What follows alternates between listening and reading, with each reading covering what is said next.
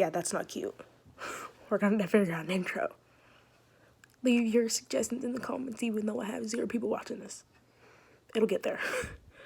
So, I was gonna sing, and then none of them sounded good. Or maybe they did, and I'm just crazy. But I think I'm completely sane. So, I already know that none of them sounded good, and they all sound like trash. So, excuse the Miranda voice. It's not even a thing anymore, and I'm still over here doing it. Anyways, this is gonna be the first video on my YouTube channel, because everyone wants me to do one. Just kidding, only me and my mom. And like a few other people, I guess. I don't know. If you wanted me to do one, here it is, beach. I said beach, so I could do that. I think today, I don't know. I think we're gonna share the story of my life. Just like things that I remember, things I've been through, I guess. And yeah, I think that's what we're gonna do today. So, to start, I was born April 29th, 2003. And I guess, I don't know, months before or so, my mom was walking in Walmart and figured out a name for me. And it actually comes from, like, the people in my family. So, like, by the way, my name's Kaisha Jasmine Johnson. Kaisha comes from, K comes from my brother Ken. Y comes from my mom's Mary. E comes from my brother Eric. S comes from my brother Josh. Or does S come from? No, I'm right. H comes from my brother Josh too. And no, H comes from my dad, Kenneth. I don't know. Don't know why I tried to explain that, because I really don't know. We'll have to get her on here. We'll have to let her explain it. Yeah, anyways, it's named after my family. And Jasmine's just because my mom liked that name. And I was supposed to go by Jasmine originally. It was supposed to be my nickname, but everyone started calling me Kai, so that became my nickname. I didn't even have a choice. Like, if I chose, it would have been Jasmine. Most of you know me by Jasmine. Some of you know me by Kaisha if you went to school with me in elementary school. But if you met me in middle school, you know me by Jasmine. Anyways, so I was born April 29th, 2003. Popped out the stomach, came out the womb, was just this beautiful little Eskimo-looking baby. And they took me home. I was helping my family, first bottled by my Aunt Ginger, and we just had like a good old time. Then, a couple years later, when I was 5 years old, my 16-year-old brother, who was like my best friend and was with me all the time, passed away. It was February 8th, 2009, I think, to be exact. And he was just like the glue that held the family together. He was funny and sweet and charming. He had this beautiful girlfriend who was so close to my mom and our family. And I don't know, it was just like, I mean, I don't really remember him because I was so young. But mom's told me, like, when I went back to Crab, they were so sweet to me, and they gave money to my mom to help with the funeral, and they gave me a card. They came to the funeral. They just took care of me like I was family. And so did the high school, to donated money, and they made a video for my mom, and they gave her videos of his wrestling and swimming meets, and they were just so sweet. And everyone came to the funeral. It was like packed. And I remember the funeral, well, most of it. Like, I remember sitting, and I remember someone holding me up. I think it was my Aunt Ginger. And I was like, I miss my bubby. And then that's like the last thing I remember.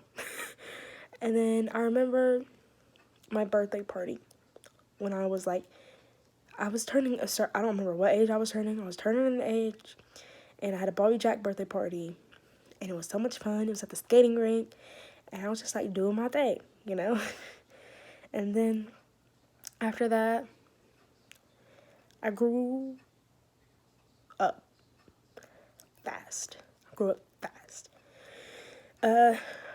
My mom, she had boyfriends, and they lasted for a while, but there was a lot of them over the years. And you know what? I learned what not to look for in a guy. My mom's finally found someone who was amazing, and I can't wait for them to get married because I'm so excited to have another father figure in my life. Or have a father figure in my life now. Because, I mean, my dad, he left, and he lost contact, but he was such a good dad when he was here, other than his problems that he was dealing with himself. He had issues with himself, too, so he had to deal with those, and he couldn't raise a child when dealing with those, and I understand that. So, after moving, we moved to Arkansas, and we got there. I hated it there. I loved it there in Arkansas, but I hated the school that I went to. I dressed like a boy, because the uniforms made you look like a freaking boy. Okay, it was terrible. And then when I got to go home, though, on the weekends, or change out of my uniform, I looked cute as heck, because they had, like, those awesome shops with, like, amazing clothes, like City Trends. Oh, I miss City Trends so much. It was so great. Clothing was A1, and I want to go back, like, now. Anyways, we ended up moving back. Yeah, we moved back. We had no money. So we moved in with my mama. And my mama is the most kind-hearted person I've ever met in my entire life. And I love her so much. And she just means the world to me, to be honest. But she took us in, and my papa, who I also love so much, used to drive me to school every morning on his way to work. I went to Crab. I was in 2nd grade. So I left in 2nd grade, and I came back in 2nd grade. Let me remind you that we just up and moved. Like, we only took what we could bring with us. So I had, like, barely any clothes. I had my Barbie, singular. And I had, like, this little, like, closet thing. It was, like, pink. It was a Barbie closet. And she had, like, all her little clothes and all her little shoes and stuff, all the accessories. And there was her in there. So I was like, yes. I ended up getting more Barbies while I was there. There was a bookstore and a library that we loved going to. It was amazing. And one time, I remember these kids in the bookstore knocking off books, and my mom started screaming at them. She was furious. She was like, you better get back here and pick up these books. Yeah, they were scared. They came back. They picked up the books. Anyways, we moved back here, moved in with my mama, and don't remember much after that. I just remember moving back here. I remember going to middle school, and in 7th grade, I had amazing teachers, actually, not this, like, I had amazing teachers. Mr. Whalen was my science, cannot speak. Mr. Whalen was my science teacher. He was such a good science teacher. I learned so much that year that I will never forget. I had Miss Topless for my math teacher. She is an absolute sweetheart, and at that time, she was, like, kind of, I guess, still letting people walk all over her. I remember her asking me one time at, like, whenever they were, like, setting off rockets, her being like, how do people respect Mr. Whalen? Like, when he walks the room, everyone's just like, I was like, I don't know. He's just intimidating. You just gotta be intimidating. She took my word, because, like, she kind of is intimidating now.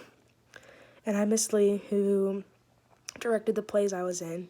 She was amazing, and I loved being in plays because of her. Miss Wallen made me love poetry. That's the year I learned to love poetry.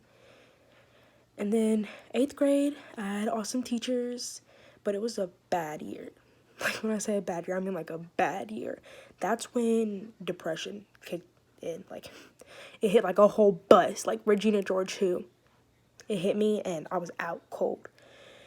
That's when, like, stuff like self-harm and other stuff came. And it was rough.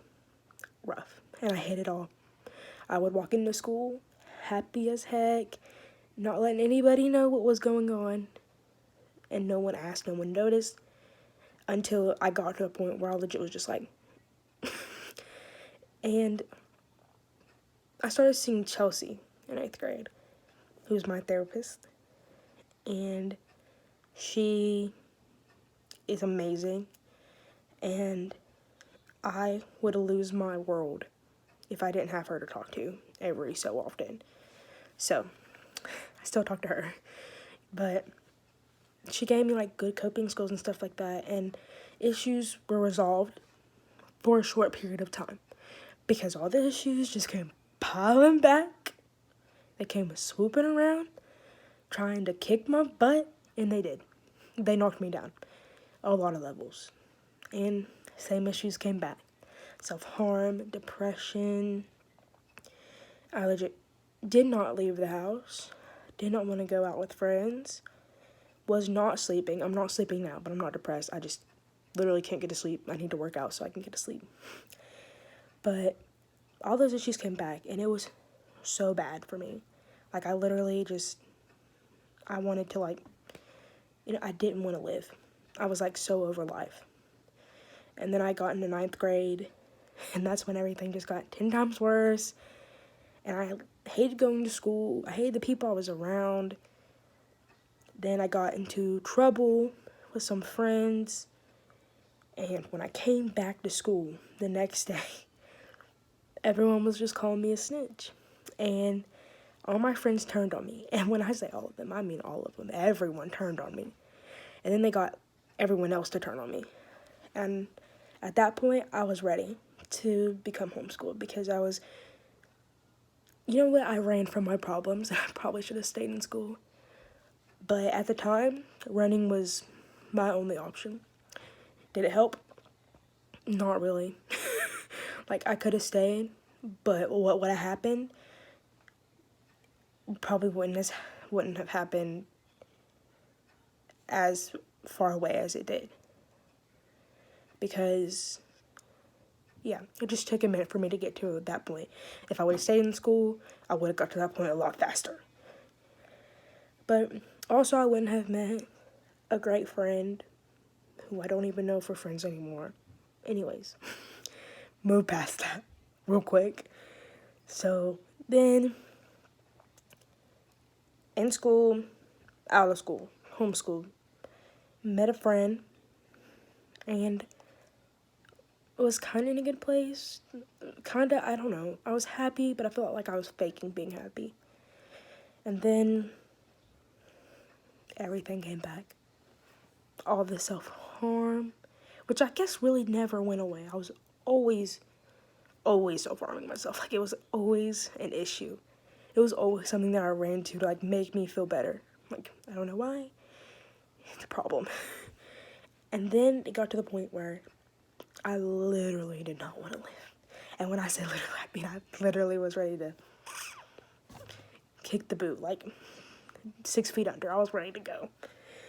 And it was a dark time. And what's sad, it was a couple days before my birthday when I decided that, yeah, instead of God taking me, I'm going to take myself. So, I came home from somewhere. I remember coming home from somewhere, getting in the bath, self-harming, and then going and sitting in my bed and thinking, and, oh God, I haven't been to this point in a while, like, thinking back to that, getting all those feelings that I had. It was so dark, like, it was the darkest time of my life. I sat and I texted friends because I wanted to go, but then I wanted someone to help save me, like, when really it should have been me saving myself, not anyone else. But I wasn't strong enough, and that's so sad to say, because everyone always says we're so strong, and I was not strong at that point. So I text friends, and I'm like, listen, I need you right now because I'm going to do this. I really am. And if you don't help me, I was such an evil person for putting that pressure on anyone. Such a selfish person to put that much pressure on two people to try to save my life. Who does that to someone? Who puts my mom through that after she already lost the child? I was so selfish. And I was just like, I didn't care. I didn't care that I was being selfish because I wouldn't have to worry about it. I'd be dead. So I took pills and I went to sleep. But I woke up to a text, and then I went downstairs and I threw up, and I told my mom, and I went to the hospital. And I ended up going to the Ridge, and I was there for 3 days, and it was eye-opening. But if I'm being honest, I still wasn't better. I was better than I was, but I wasn't better. Like, I didn't want to die, but I still hated living. So, ended up coming out the Ridge on my birthday. Party time. My friends were there, and I had so much fun on my birthday. And I lived. And then, I'm not even gonna lie, a couple months later, I went back to self-harm once. And after that, I'd stopped. I completely stopped. And it turned black. That was scary. Can you only film like 16-minute videos on the iPhone? Because like that's what it did. Anyways, sorry. Didn't realize that Karen was gonna do that to me. Good me trying to do that. Anyways, so I was good. Summer came, stayed at home most of the summer, but I had a fun summer. And I had a fun time. And then school came back around, I hung out with my friends more. Sorry. I don't know when I got my tattoos. I think it was in October. I think it might have been in August, September. Who knows? I don't remember. But if you don't know, I'm obsessed with Demi Lovato because she's an amazing person and we have so much in common. And I basically grew up with her being around. So, you know, I'm just used to seeing her face. And I love her face, so it's okay with me. But if you don't know, she has Stay Strong tattoos on her wrist. And the reason she got them was so that it would stop her from cutting herself. And that's what I did. And I also got a semicolon right there. And I love my tattoos. Like, I know I would get more. I know some of my family disagrees with it. But I don't care. I know some of you think I'm too young to get them. But I don't care because they're meaningful. And I haven't cut myself since. So there. Because I really have gotten to that point. And I've looked at my tattoos and been like, no, Beach, you need to stay strong. Okay? So yeah. I've stayed strong. Even though it's so hard. But I write songs. And I play my ukulele. And I just, do me. But what sucks is, like, it feels like every day is the exact same. And I need to change. The only time I felt change was when I started practicing driving. And that was amazing. And I cannot wait to drive because I feel like that's when my life's going to be like, speed up a little bit. It's kind of slow right now. Especially since I stay up all night. But since then, life's been pretty dope. I mean, there was a bad point in life, trust me. And one day we'll talk about that. But that's a story time. That's a whole story time. Just let you know, that's just life.